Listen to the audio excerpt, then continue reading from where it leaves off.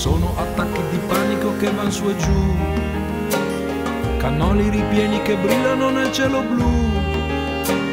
Ci sono vecchiette laconiche nella marea e c'è Sandokan chiuso nel bagno con la diarrea, con la diarrea.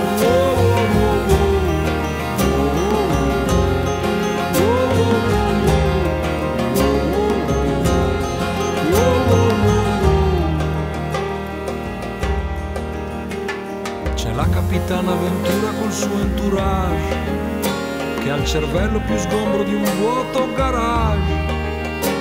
E se penso che vive davvero una vita vera, mi viene il vomito istantaneo e un'idea di galera, è un'idea di galera.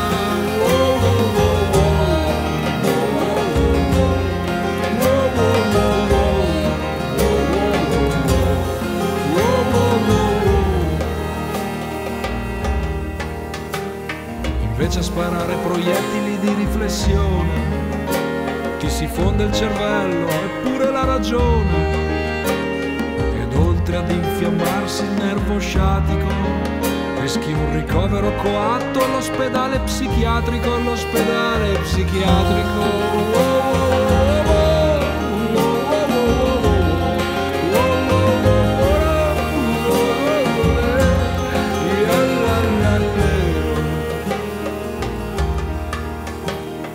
Pensa tu che il mondo è proprio rovesciato, chi è fuori dovrebbe star dentro incatenato e chi è dentro dovrebbe uscire subito, anzi adesso, a liberare il mondo inebetito, a liberare il mondo inebetito da tutto questo cesso.